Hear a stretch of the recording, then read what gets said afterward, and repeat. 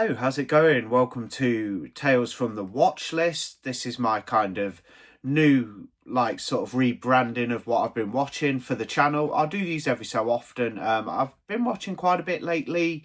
I've not been quite as on it as perhaps I've wanted to be, with other things on and things like that. But finally gotten around to actually watching some of my latest pickups, which has been cool. Also went back and watched an old favourite. So last night alone, I watched two of my new pickups from this week. And they were both films I've never seen before, films I'm familiar with. I've got some interesting stuff to talk about. Just want to chill, talk about what I've been watching a little bit, discuss the films and all that. So I got one of my favourites, which I watched last weekend, a Stephen King classic, two new pickups that I've watched, and two films that are in this what I've been watching video that actually involve guys being impaled on hooks. Well, I say guys, one is a girl, so involve humans being impaled on hooks. So it's quite a coincidence, but both different scenes and completely different types of films. But anyway, let's get it going. So new pickup here, and that's Cobra, starring Sylvester Stallone.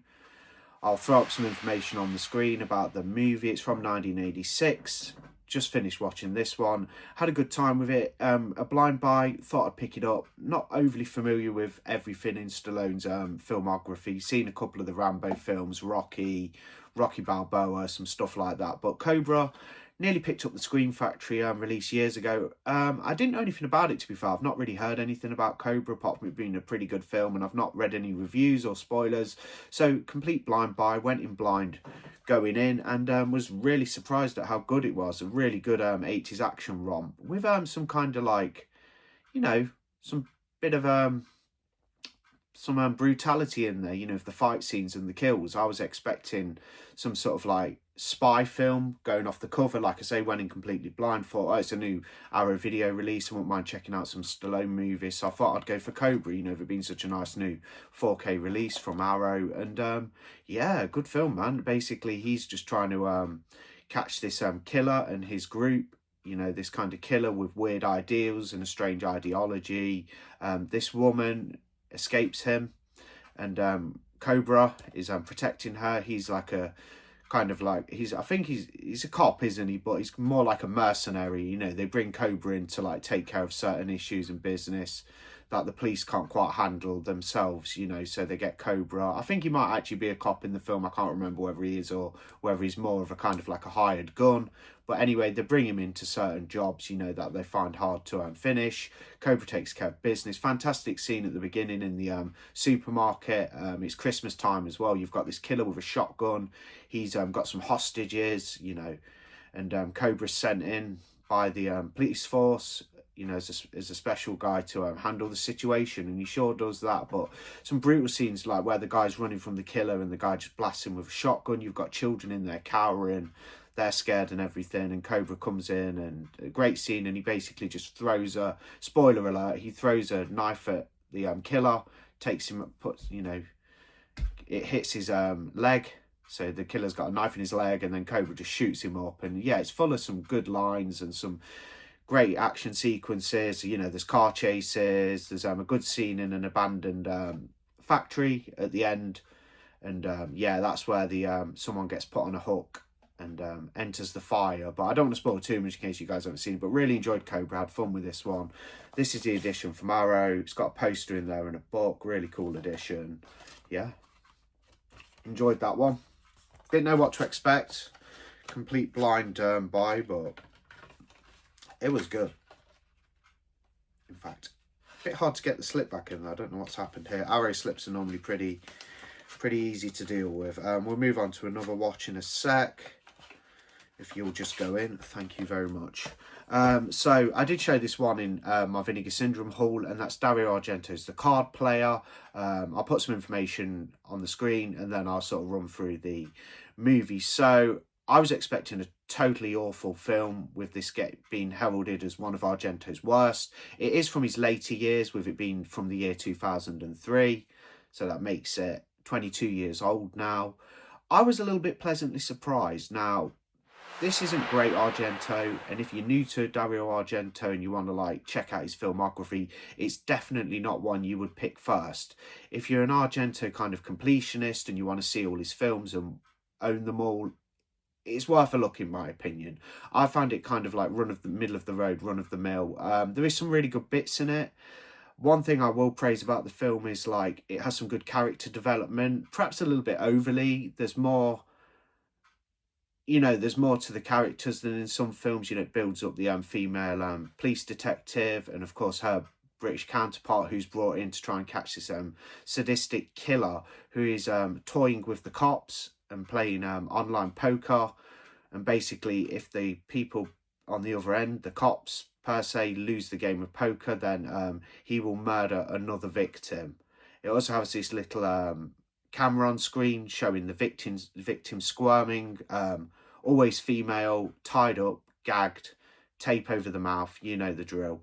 And he's showing that and saying, if you lose this game of poker, I'm going to murder her. And that happens every so often. They bring in a guy who's very good at poker who actually ends up winning the game, which throws the killer off a little bit. But it's about this police force trying to track down this killer who's basically playing poker and toying with the cops and his victims. And yeah, he's a pretty nasty killer and obviously crazy, because there's a good scene in it where they look at one of the poker cards with like a joker on it or something. I can't quite remember, but they basically say, yeah, he's basically telling us that he knows that he's crazy, which is a little bit like, whoa.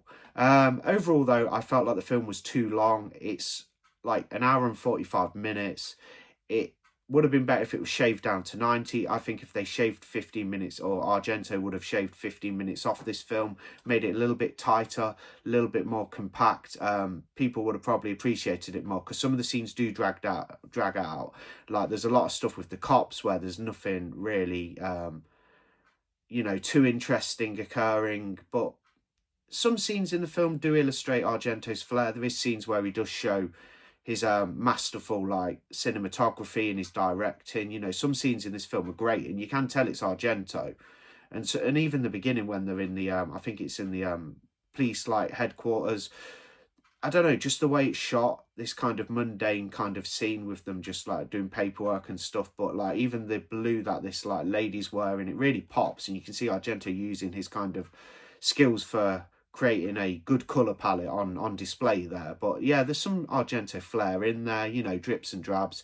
It's no like Tenebrae or Deep Red, but it's okay. Like I gave this a 3 out of 5, so 3 stars for the card player, 3 out of 5. Not too bad at all, and the 4K looked awesome.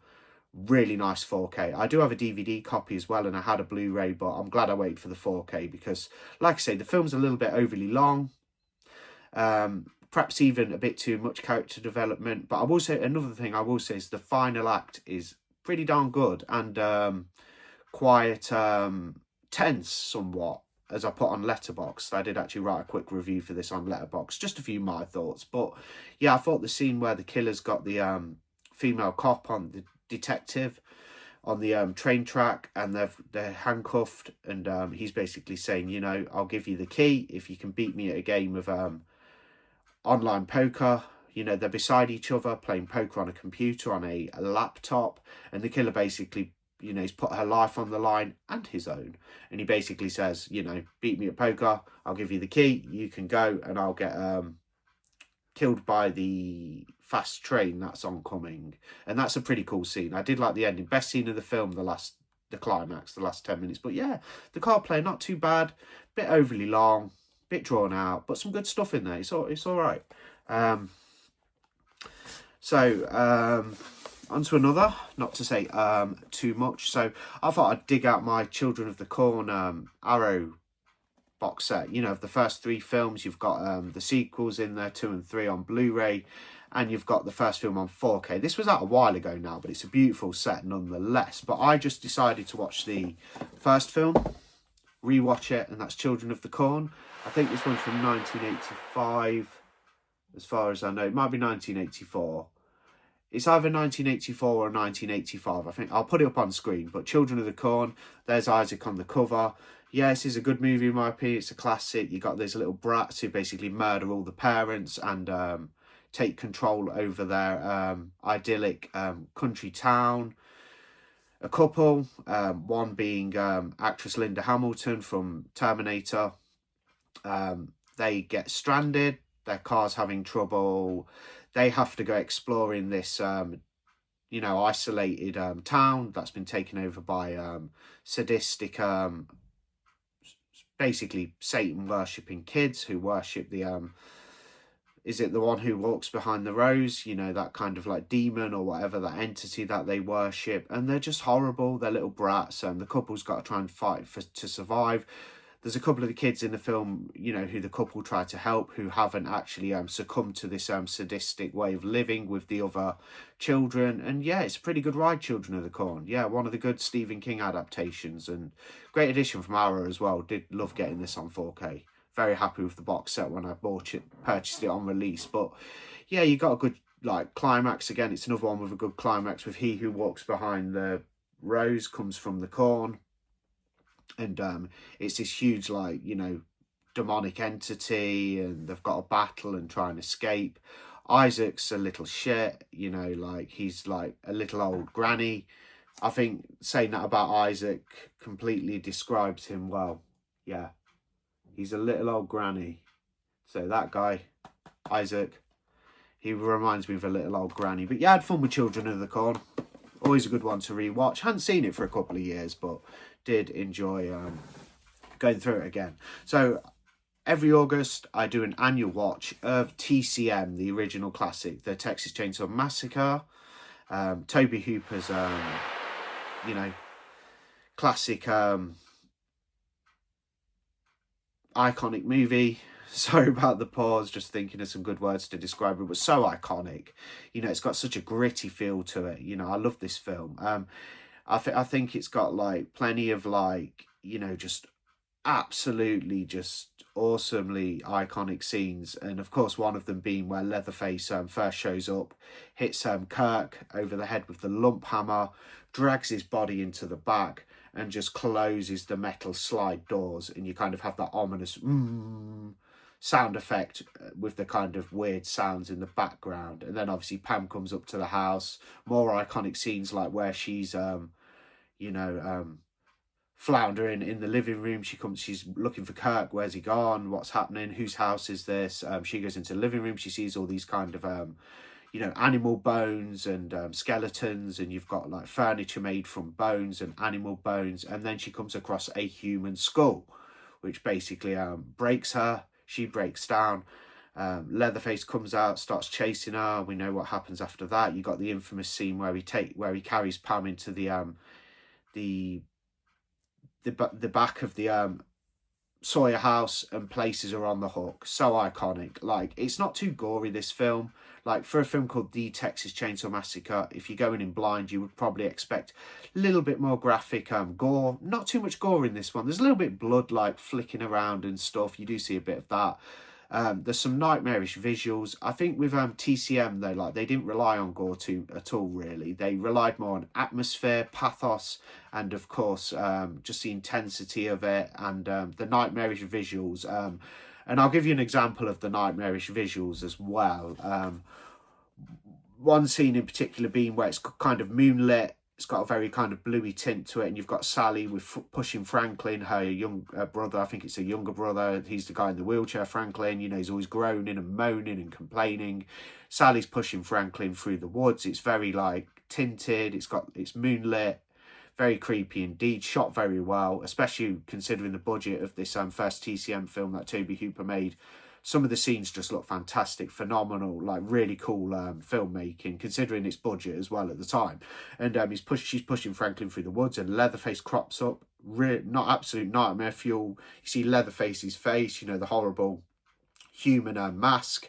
He pops up and basically just out of nowhere in front of Sally and Franklin, lifts his chainsaw up in the air and just puts it straight through Franklin. It's not overly gory or graphic. You see a bit of blood flicking over the place, but such a nightmare inducing scene. Some just awesome scenes in this movie. The location's spectacular, in rural Texas. It's really isolated, and you can really feel that sense of isolation with this one. And that's some of the things I really love about TCM. You've got the crazy dinner scene. you know, the last sort of 15 minutes of the film where Sally wakes up and she's been kidnapped by the Sawyer family, and you've got Drayton arguing with the hitchhiker, Leatherface, you know, like dressed as a pretty woman, acting all like scatty and loose, and Sally's just screaming. And yeah, I know it's been said before, but I completely agree, that screaming seems to go on forever. But regardless of that, it's such a cool scene, and Sally escapes. Obviously, she crashes through the window for the second time in the film. And then, of course, you've got the notorious scene at the end where Sally gets away and she's maniacally laughing because she's gone through so much trauma that night, you know, the previous night. She's like on the back of the truck just laughing and, you know, maniacally laughing. I think that describes it perfectly. Leatherface is absolutely furious that she's gotten away, and he just starts swinging the chainsaw around in that beautifully shot scene where it's got him kind of like twirling around like a ballerina with the chainsaw, you know, dancing almost.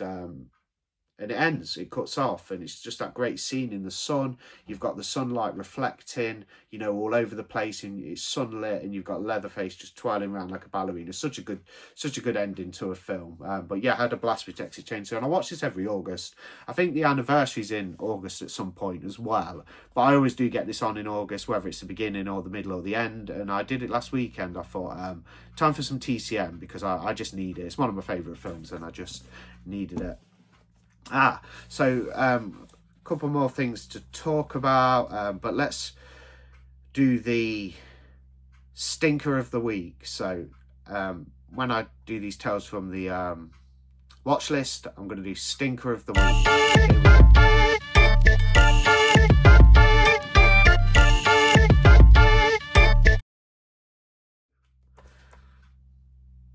Stinker of the week this week is Creepshow 3. Congratulations, Creepshow 3. You are the worst film I've watched this week. Now, I knew this was bad having previously watched it many years ago. I thought I'd give it another go, being such a Creepshow fan. You know, Creepshow 2 is getting that 4K from Arrow Video in September.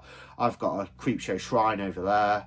And I just love Creepshow. I thought the Shudder television series, you know, from Greg Nicotero was pretty good. And yeah, I thought it's time to check out Creepshow 3 again. Is it as bad as I remembered? Is it as bad as some people say?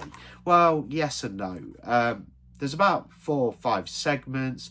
One of the segments involving a killer prostitute is actually fairly entertaining. I thought that was the best segment of the film.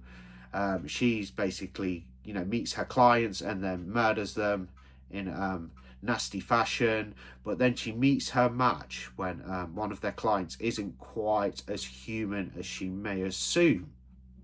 She murders him, and things take quite a nasty turn for her, as there's a bit of a twist. And like I said, the guy who she's murdered, the client, isn't as human as she may assume. But bar that, the segment's pretty crap. I thought the segment with the professor was pretty awful as well, where basically these two guys befriend him and they assume that his wife is a robot, you know, even being a scientist, professor or what have you.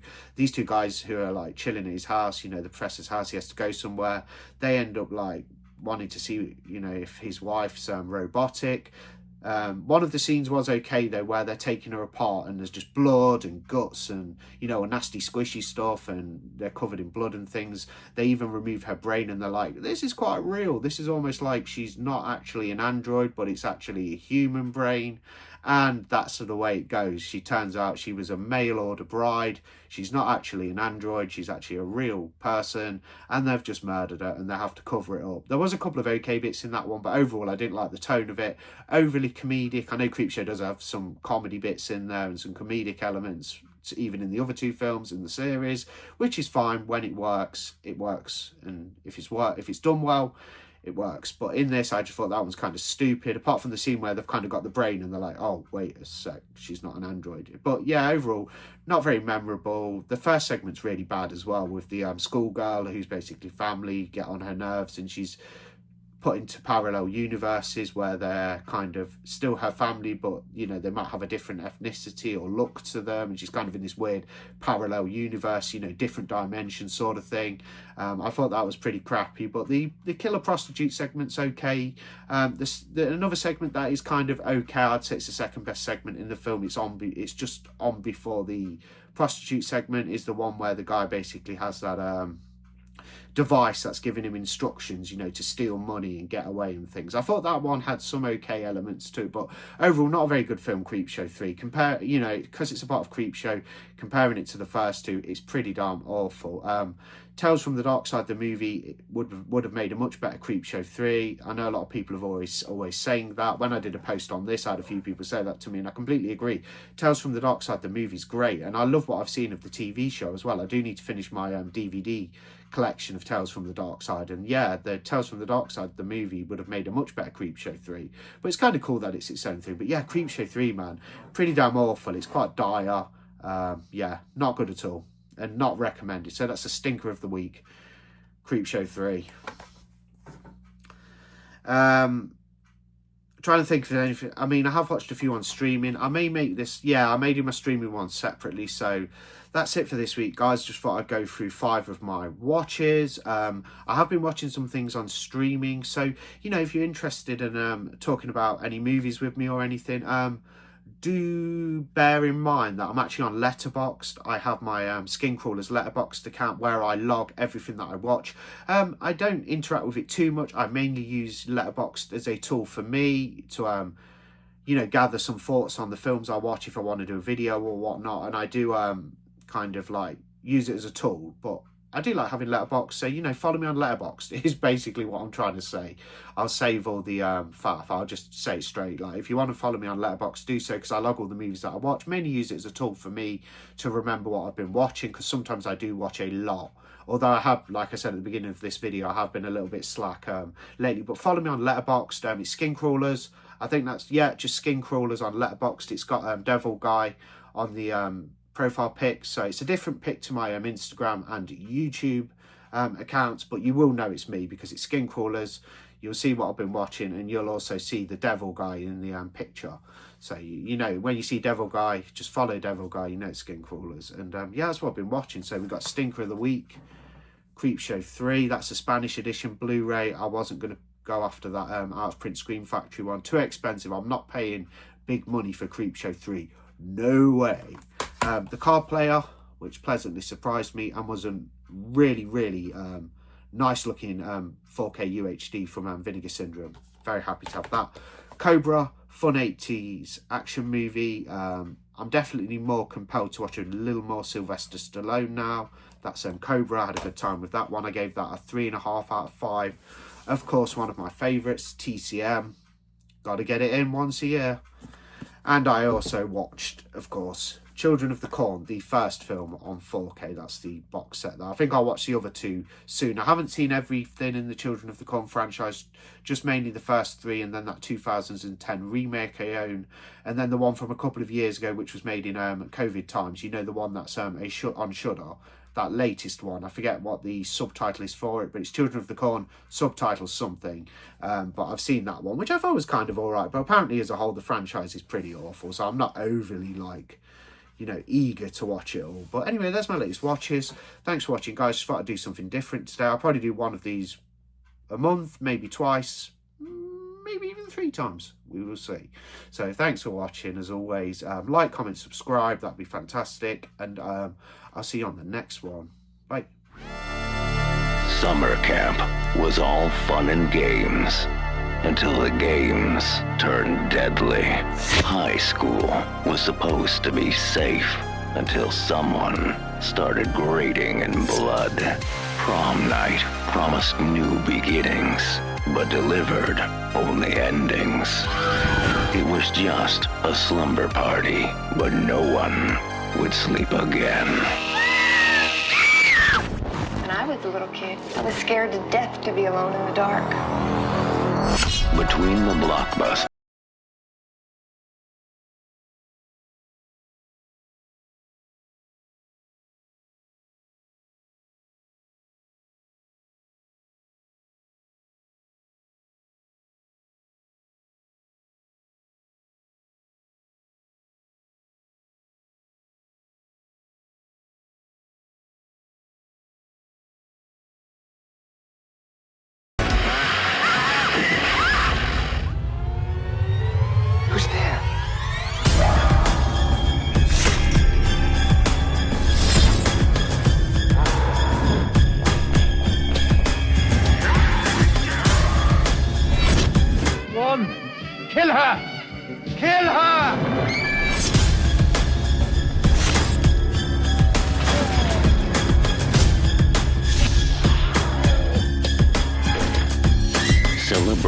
them all in the ultimate slasher documentary.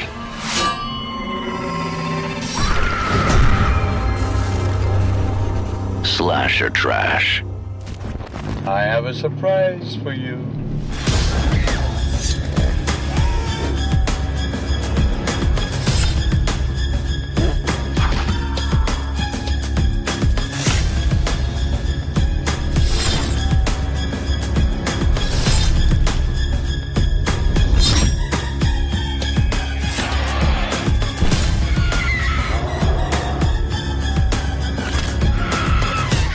She is alive.